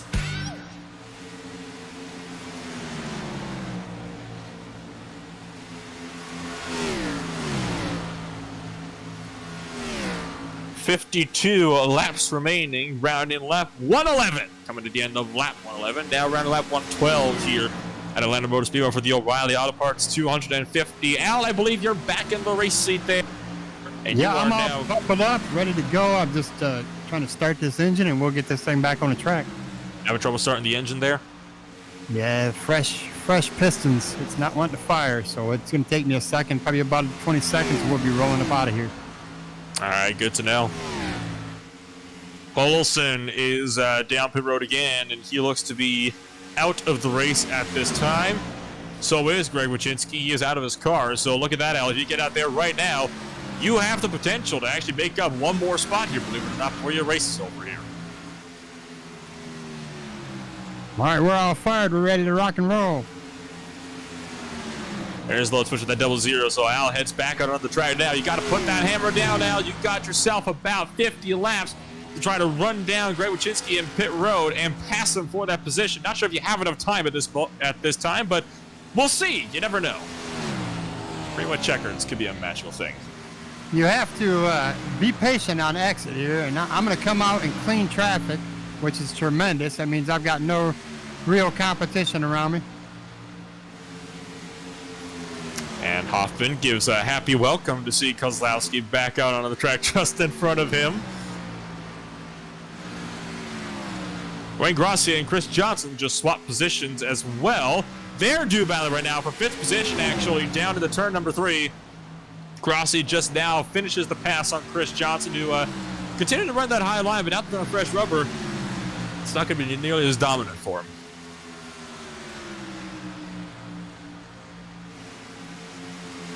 Now we'll just see how many cars I can just pass. That's my goal. I'm not going to get any positions from passing them, but I'll get satisfaction on knowing I'm faster.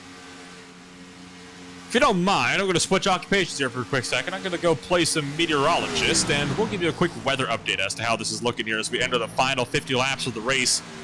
Currently, it is mostly cloudy over the track at about 81 degrees Fahrenheit. Track temperature is sitting at 94 degrees Fahrenheit. Got some mild winds here, blowing about southwest at 5 miles an hour. Got about 66% of air humidity up in the air as well. So it's a pretty pleasant day out there on the racetrack right now. It's we're about 4:30, 4:27, 4:28 actually to be exact, in the afternoon here on March 18th. So it is a pretty darn good race here to be seeing these guys kind of coming out like this here.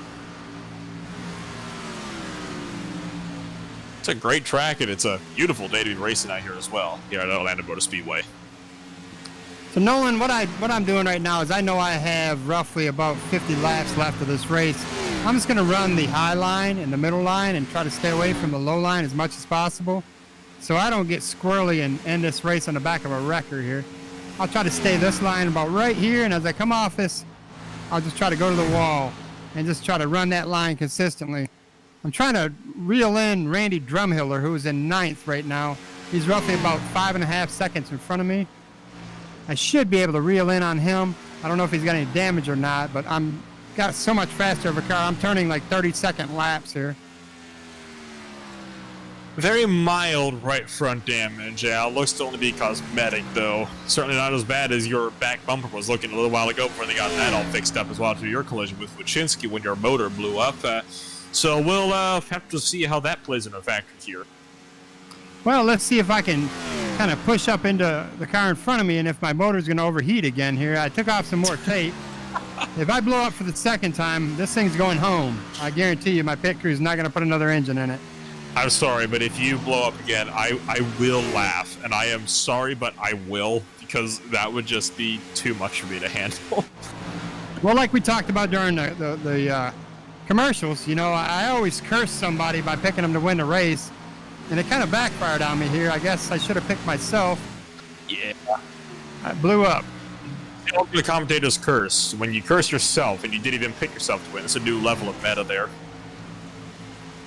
Well, we got no action right now on the track, so I am going to go off on one of my little fact tangents here. Did you know that Atlanta Motor Speedway, this surprised me actually when I first found this out, not exactly 1.5 miles long. A lot of the tracks like Kansas and Kentucky are exactly 1.5 miles long.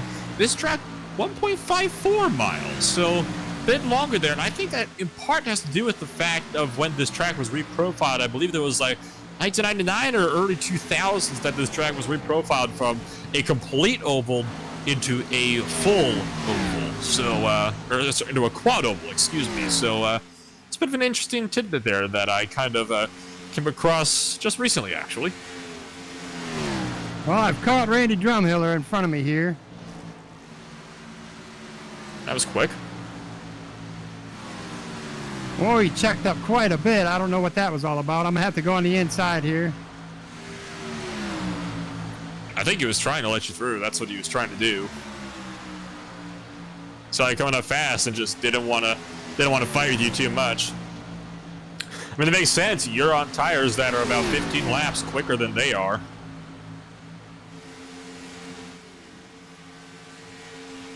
A lot of these guys came in about 20 laps ago, and that was right at the cusp of the fuel window. So some of these guys are going to be stretched at pretty thinly here on their fuel stops, because the estimated fuel strategy is about lap 63. When these guys have to come down for a fuel run, it's about 63 laps. These guys came down with about 61 laps remaining, so some of them are going to be pretty tight here by the end. Yeah, and I won't be. I'll be fresh tires and everything here. Why I'm trying to get so many laps in as fast as I possibly can is because the more laps Clayton puts down, the closer the race is to ending, and I have got to get ahead of Paul Olson and Greg Wyszynski in order not to finish 14th. I've got to finish at least 12th in order to really not look so bad here. Well, I hate to bring it to you, but Olson is back out on the track, so that's not going to... I got to take him out. I mean, like you said, you could always use the good old hit the pace car strategy. Yeah. Wyszynski, you would need another 2 laps even to catch Wyszynski, I'm afraid, doing the math. You got 39 laps. Let me down, huh? Yeah, I'm sorry. I'm just stating the facts here. I'm just saying you need a green-white checker. If you can get a green-white checker, though, you'll be golden. Well, my dash says I'm on lap 65. I don't know what lap we're really on here. You're on lap 64 at the moment. Leaders are on lap 126. They just crossed over onto that with 38 laps remaining. I need to hire a new pit crew. It takes that long to replace my engine. That's just insane. It's still quick. It's still better to take them to a local mechanic shop and to have them take a week to just tell you that they can't do it. Oh boy, we got some interesting stuff here. Woo! Yo, Gawk, that Exhaust just breezed his way past. Going to do the same here with Jeff Shudd, who's up in the 6th position. So, well, maybe not. I'm not quite sure what Jeff is doing here. He's going to hold us at the inside line. He's going to let Al go here in 3 and 4. Yeah, that would be a smart move because at this point I have nothing to lose, and you know I want to take my car home clean, but I'm not afraid to use it as a weapon if needed, I guess. What you got to do, right?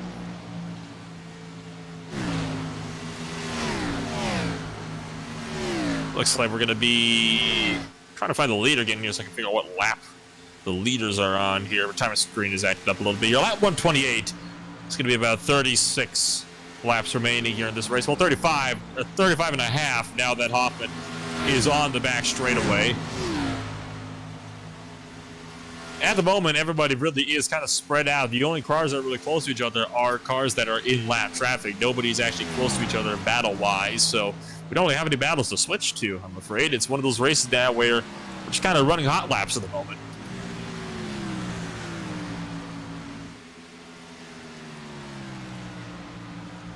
Oh, look at that. More bad news for you, Al. Greg Wyszynski has re-entered the arena. Well, isn't that fantastic? For Wyszynski, maybe. And this time, I am also pleased to say, he did not slam his car into the outside wall off of turn 2 this time around. Well, I'm coming up, gaining up on Chris Johnson here in the 5th position.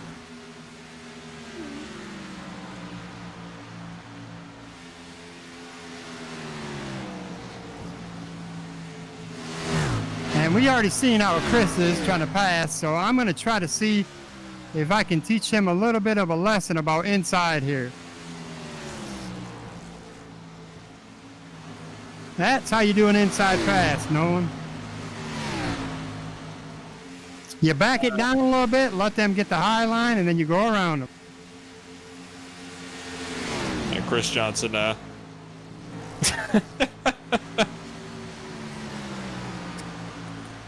Chris Johnson having some words there for you, Al, it would seem.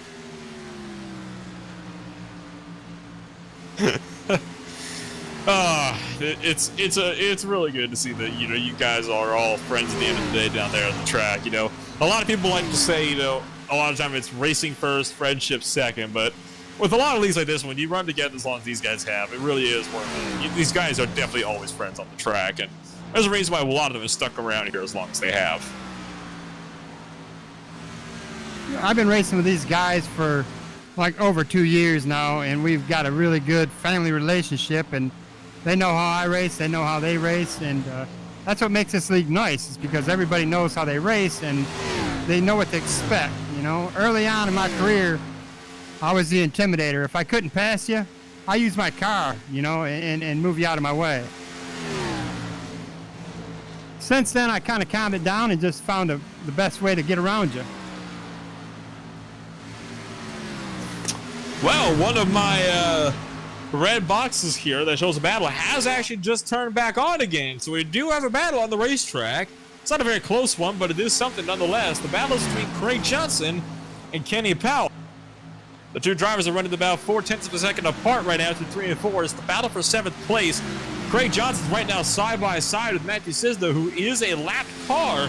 Johnson's trying to work his way past, and it is backing him up. Oh no! Heads up, one to the wall. Johnson just slammed the outside wall in turn 1. Turn by Cisna. Johnson's up and over in turn 1, rolling down up at right by the safe area, now sliding down the track, stopped at the bottom in turn 1. Caution is out for the 3rd time today, and we are with 30 laps remaining.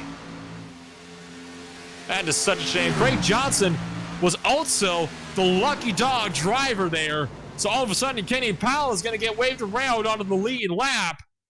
and Craig Johnson will not be able to get his lap back as a result. That is so unfortunate. This has effectively made sure that Johnson, without another caution, will finish one lap down. Well, Greg, knowing how many laps we got left in this race. That would be 29. All right, I'm not going to bump my tape, but I am going to go in and get fresh tires and fuel. And I may not be the official leader of this race, but I am going to the front. I don't doubt that a lot of these guys might come back down as well for some more fuel and tires, so at least make sure that they're kind of good to the end here. Sure enough, Clayton Hoffman coming down this time by. Kenny Powell stays out. Cesna also stays out. These are all guys that are laps down. Brian Johnson stays out and will take the race lead as a result. Now, I can't come down pit road this time by because I am down several laps. So the next time we go by, I am going to pit, and I'm going to get 4 fresh tires and a little splash of gas, just so I have a full tank. Under caution for the third time today, unlike the first two, which were in the first 40 laps of the race, this one in the last 30. We'll take another quick step away, and we'll be back when we're 1 degree. ButtKicker. Feel what you've been missing.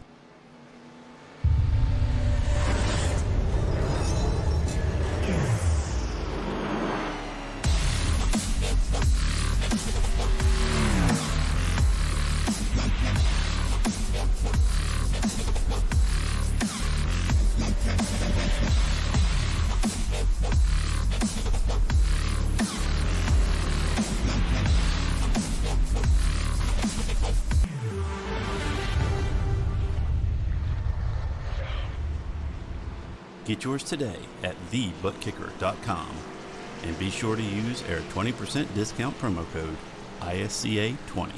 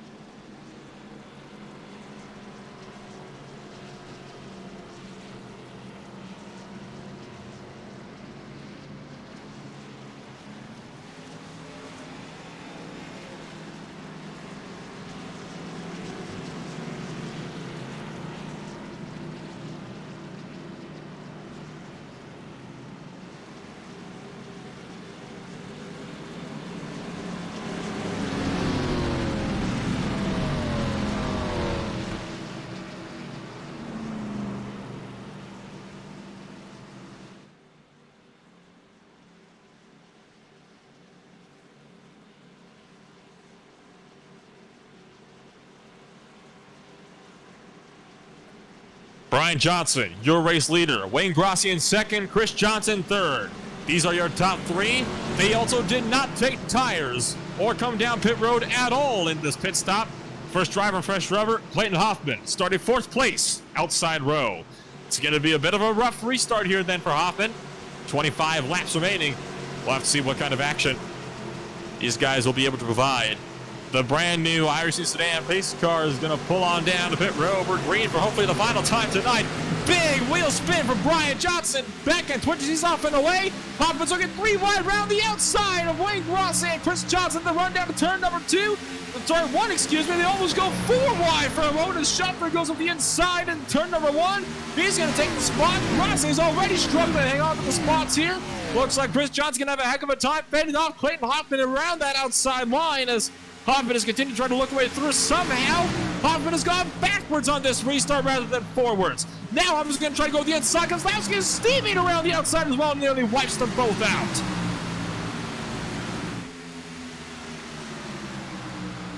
Yeah, we're going to have to take this 3 wide here, I guess. Chris Johnson and Brian Johnson both back off and give up the spots that they really probably should have had in the first place if they really kept on with the caution. I guess they didn't have any tire sets left because they did come down earlier in the race as well. Schaffner now leads. Clayton Hoffman is just ahead of him. Now Hoffman and Schaffner are both on fresh rubber. So this is going to get real interesting here to see how this goes out, because this will be a legitimate battle for the race lead. This is where we started this whole mess at here. First, second, third kind of looks like. Schaffner got a terrible exit on 2. Hoffman is going to go to the inside of turn 3 and scoop up that position nice and easily. No competition whatsoever for that 92 machine. Schaffner clears and tries to fall back into tow with the draft. It's going to be tough going for him in the 50 car. He's going to have to stick in line here as we continue to count these laps down.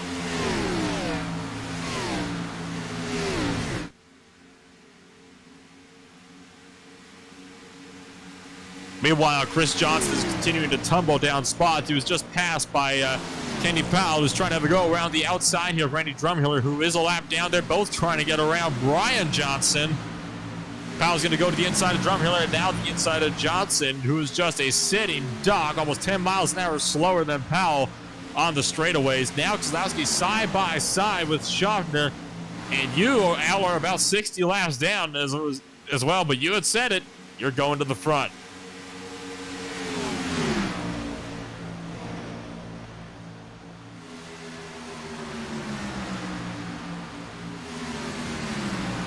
Brian Johnson continues to suffer from his mistake as he continues to just tumble down the timing order. The only driver right now that Johnson can really contend with is Grassi and the other Johnson, who are running just behind them. It's not fun for those guys that are out there on these 40-lap old tires that they still have to run 20 more laps on, when everybody else is now on fresh rubber and are able to just pull away from them in front, and all they can do is watch.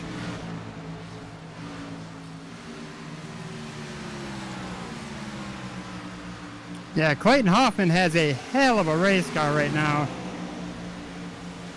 I'm slowly starting to reel him in here. I got to use this wall on my exit to get up to him.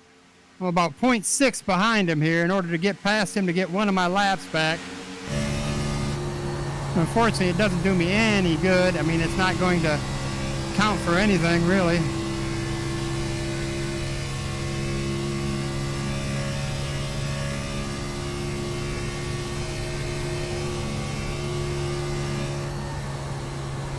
$18 laps remaining.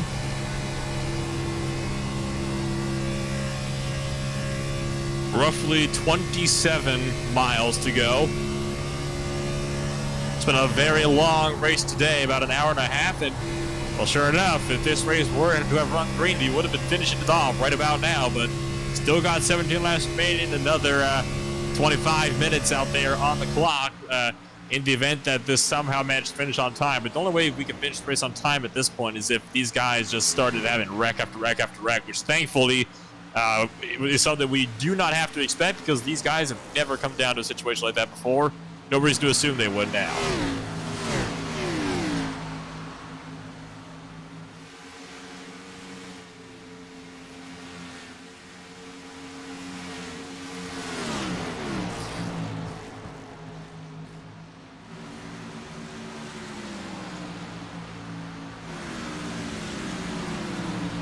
I'm gonna try this high line here, knowing, see if it'll get me closer to him, because he is still about half a second in front of me, and I've got Josh Schaffner in number 2 car half a second behind me. And I've got to try something in order to get around Clayton Hoffman here.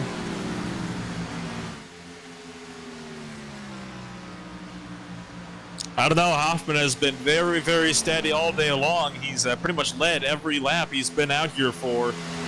He's just been so strong all day long. Whoa, watch out for that wall, though. It will suck you right in. That wall is dangerous here. I'm pushing quite a bit off his front line wall here. And I think I'm going to back it down before I cause a wreck and take out second place, because taking off, you got to find a happy medium and the right amount of tape to use here. That wall is getting really close. So I'm going to let Josh Schaffner get up here around me so I don't wreck him out. Come on, Josh. Choice. Very wise choice there.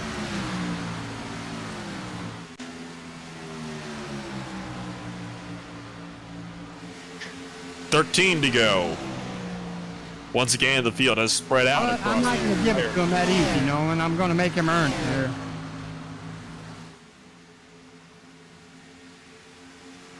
It didn't take long this time for the field to get themselves separated out. We've still got about half the field. That's actually exactly half the field that are laps down, starting from 8th place on back.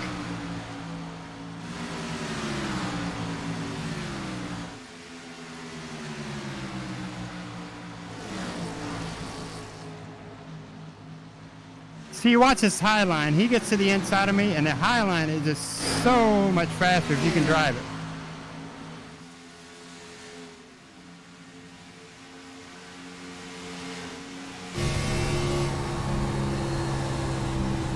The high line does tend to be better if you know what you're doing. That's, of course, is the first thing. You have to know what you're doing. I'm one of those guys that doesn't quite know what they're doing when it comes to that sort of thing. So I myself much prefer to run the low lines.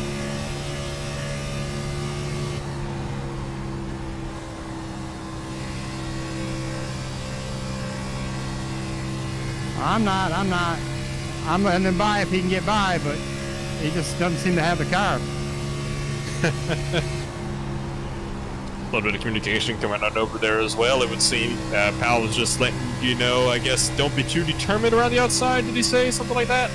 No, he did not want me to get interfering with first and second here. I gotcha. I'm not going to do it. I'll let him have it this time by. I mean, what I will do is I'll try to push him up there closer to Clayton Hoffman, so this could be more of a battle here. You got to make up 1.3 seconds in just 9 laps, so we'll have to see if it'll be enough time for you to push him up there to the front. Yeah, I don't think he's got a car. I don't think Josh Schaffner has got a car to get up to him. Well, at the moment, with the roster we got here on the grid, I mean, Hoffman is really the only driver that has a chance to really contend for these race wins here. He's like the new Boyd Hogan, if you may. I mean, Hogan was, of course, the guy that was incredibly strong with this sort of thing, but he has departed to go run Road to Pro this season, which unfortunately intersects with the schedule we got here for the ISCA. So it's a bit unfortunate for there. You guys going to work your way there past Matthew Cisna, who has more than a couple times found himself in trouble in this race.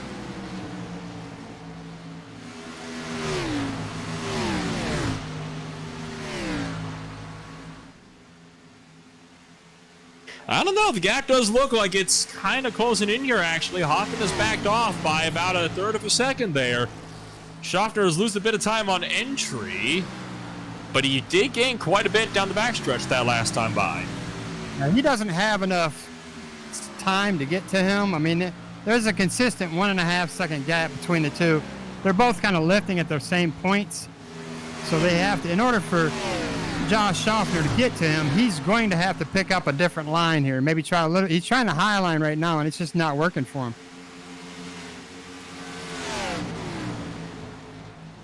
I hope that Hoffman has a couple back corners, because it looks like Hoffman last time by ended up getting really unsettled at the top side of the racetrack there off turn 2 and nearly slammed the wall. So if Shawty can have a few moments like that happen, he does still have a shot here.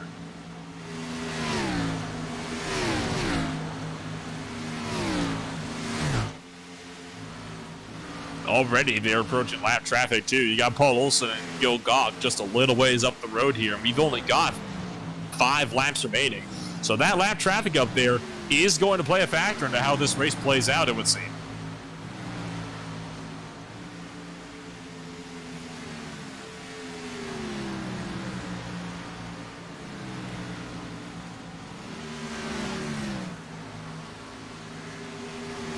Yeah, the only thing with my blown engine, it kind of saved me from interviewing myself. That's a thank God thing right there, Nolan. I didn't want to sound crazy on this broadcast.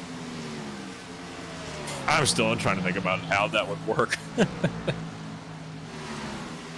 Well, thank God we do not have to find out. Because as you see right now, if this was to be, if I wouldn't have blown my engine, I would have probably been a podium car.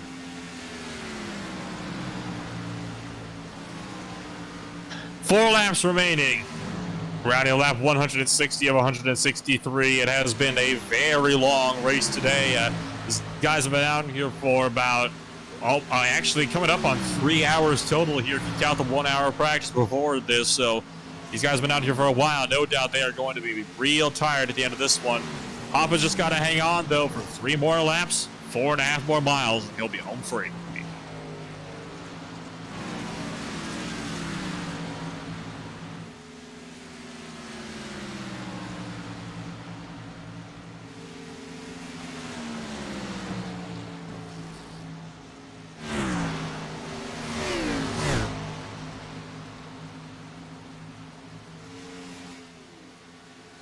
Coming through turns 3 and 4. 2 laps to go.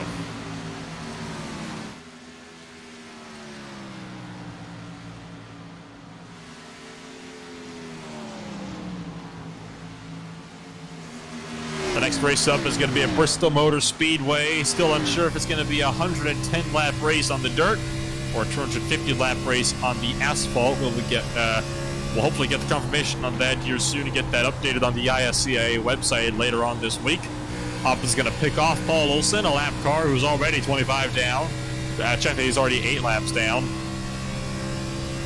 Now the white flag waves. The race is official. It is ending on this lap no matter what happens. 92 car is going to come around here through turns 1 and 2. He's just got one more car to deal with. It's Gil Gawk in the 85 car. Another driver, a rookie actually, the 85, who found himself in some trouble earlier today. Luckily, though, he's not going to find himself in any more trouble here in this one. For Clayton Hoffman, he's off of turn 4. He's going to win the season opener in the O'Reilly Auto Parts 250. Hoffman wins it at Atlanta Motor Speedway, and it is his second ever ISCA victory. Josh Schofter is going to finish it off in third, with Jeff Shutt in third. Kenny Powell rounds out fourth with Brian Johnson still on the track, but at this time he's looking to be set to round out the top 5. Chris Johnson is right behind him in 6th. Wayne Grasso across the line just now in 7th. Randy Drumhiller is 8th. Craig Johnson in 9th. Gil Gawk still is across the line. He'll be finishing 10th, though, with Matthew Cisna in 11th. Paul Olson 12th. Greg Wachinski 13th. Al Kozlowski, the honorable 14th, with Eric Kling 15th place, not making the starting for today's race. Just take a quick step back, and we'll be right back as we watch Hoffman burn it down.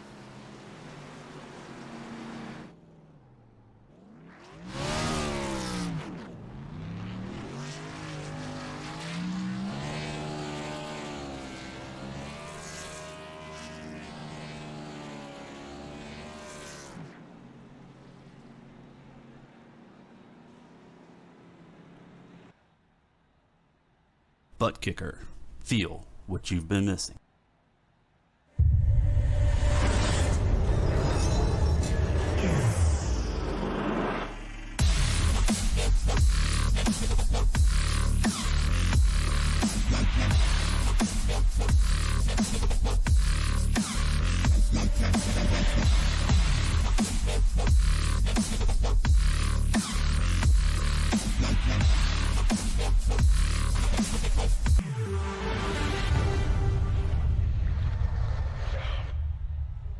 Get yours today at thebuttkicker.com And be sure to use our 20% discount promo code ISCA20.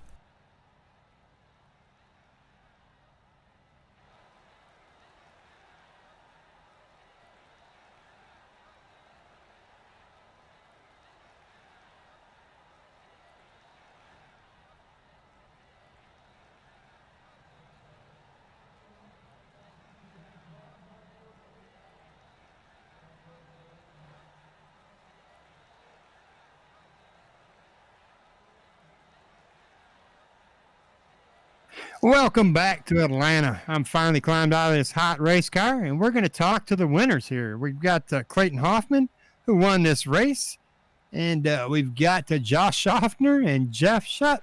We haven't talked to those two drivers before, so stay tuned, and we're going to get a hold of Jeff Shutt and Josh Schaffner and Clayton Hoffman.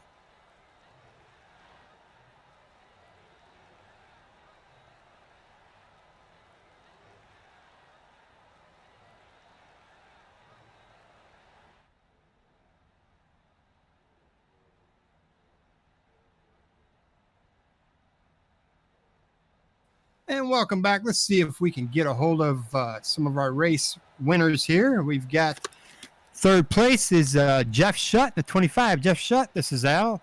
You got a copy? Shutt is not with us at the moment. Well, Jeff Shutt, we know communication. Let's try second place, Josh Schaffner in the 50 car. Josh Schaffner, you got a copy? Yeah, I'm here. Josh, tremendous run tonight. It looked like I'm sorry for giving you such a little battle in the end there, but I got kind of excited that I was back on the track. Yeah, no, that's all right. I don't know if I had anything for Clayton there. He had a really good car and ran a great race, and I was a lot stronger on the long run during the race, and that's kind of where I made it my time. And yeah, luckily there the tire strategy worked out for Clayton and I could get through there and then just kind of pace him there. But no, it was a good run for us tonight. The restart was kind of chaotic. All that lap or the older tires, you made it through there just fine. A great run tonight. We're going to run next week at Bristol. Yeah, that's always that place is an adventure. So that'll be a great race. But yeah, we'll take a lot of patience there and try to keep our emotions under control. That's for sure when we're short track racing. We had a tremendous. Well, you had a lot more fun than I did. So congratulations on your second place finish. You got anybody you want to thank for that accomplishment? Yeah, absolutely. I've got a lot of supporters on the car, and definitely want to thank Smith Farms and Todd and Tyler and Greg, the gang there, for all the support. And also want to thank JMS Agronomics, Mayor Seed Solutions, Pioneer, Kitev AgriScience, everybody that helps make this thing go around. It certainly put a fast hot rod underneath you. Congratulations on your second place finish, bud. Appreciate it, guys. Well, we still haven't gotten any communication contact back from Jeff Shutt. He may still be getting out of his car. Let's see if we can get a hold of our race winner tonight. That would be the 92 of Clayton Hoffman. Clayton Hoffman, now in the booth. You got a copy? Yes, sir. Clayton, I bet you're pretty glad to see that engine of mine went bye-bye, weren't you? Yeah, I definitely was one contender taken out right there. Well, buddy, you had been a class of the field just like always. Great run tonight. You showed them how to do it, and you've had plenty of opportunities for them to get a hold of you and all these restarts. Walk us through that last restart, would you? Yeah, Wayne Grassi, I believe, was on the outside, and it looks like he got the jump on the start, but he spun his tires so bad he lost all his momentum, and I was trapped behind him. I didn't want to make it 3 wide going across the start-finish line because the front straight it looks so wide, but on old tires, guys sliding around, I was worried that someone might knock me into the wall if I went high, but ended up having to do it because he spun his tires so bad. And once I got through that, once I got around him, Josh had already gone underneath Chris Johnson, and I got stuck behind Chris on the outside coming out of that corner. So Josh got a really good run on that restart, and I thought he might break away because I knew his car was better than mine on the really long run, and I had no clue how good his was on the medium run. So I was pretty worried. I pushed pretty much as hard as I was comfortable with, and I was able to get around him and stay ahead of him. I just stuck to your bumper and rode right through there. Let's see, what else we got on this track? We only had, 15 drivers in this race, 14 drivers in this race tonight. Hopefully we'll have a bigger field next week. What do you take away from this and take into Bristol? Are you going to take the drive from this and move into Bristol with it, or? I don't think a mile and a half old as dirt asphalt track really compares to an actual dirt track. So I'm not a very experienced dirt driver, so it'll be a new experience for me, and looking forward to the challenge. I think we got a field full of not too experienced dirt drivers, so it really ought to be an exciting trip down memory lane for me. I'm not going to ride it. Tonight was just kind of a fluke. I thought it was April Fool's Day. That's why I got in here, but I'm about 2 weeks early.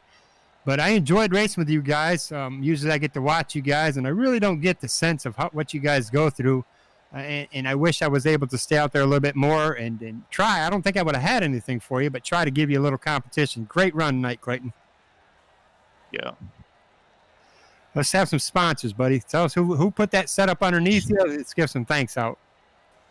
The race setup I actually made myself. I got help from some G&G guys. They give me some good resources to use and take advantage of, and some tips and stuff to try. When it comes to Atlanta, the track's just so old and bumpy. If your tire wear is just a percent off front to rear on either side, your car's not going to handle well. So I was lucky enough to just be able to try enough things to know what to try to get the car handling good, not only on the short run but on the medium run, and still working on the very long run. But I'm pretty good to about 40 laps, and I think I could be with just about anybody there. Well, you definitely made it look easy. You got a great setup on there, and that was a pretty fast hot rod tonight. Congratulations, Clayton, on your win at Atlanta. Thank you. Well, let's see if we've got Jeff Shutt yet.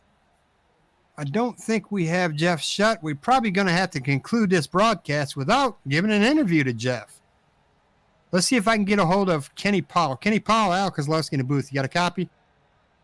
Yeah, I'm here, Al. Kenny, do you see Jeff anywhere down there? Can you scoot him up here, or do we have him? Can you round him up? Be able to get a hold of Jeff. I tried to get a hold of him before he left the server there, but he left, and he's not in our Discord server. So just good run, Jeff. Congratulations, Jeff, on your third place finish in that 25 machine. And Kenny Powell, you finished fourth. That's a pretty good feat. I guess you were involved in a little incident early on in this race. Yeah, not too proud of myself for that one. I had a bad go. I know everybody sees it, but I hate it for myself and for everybody that gets involved in my mess. So I hate that, but also hate it because I had a good car, had a good run. And if I hadn't had those miss-ups, then I think I'd have been sitting in one of the top three positions, and right there at the end. I was faster than Jeff at some point in that race and caught him tracking down, but got tied up in the restart there and just didn't have enough time to catch him. Well, thank you for letting me partake in this little adventure. I'm sorry I cut it short. I'm about 60 laps short. I had an engine problem. I don't know if I've got a hold of a bad engine or what happened there, or kind of made a tape change. I went down on my tape and still blew up. I couldn't figure that out. So it cost me an early race, and I thought maybe I'd be up here interviewing myself. Well, that's going to conclude our race here at Atlanta tonight, and stay tuned next week for Bristol. And we don't know yet, are we going to be racing on asphalt or dirt? So stay tuned to find out.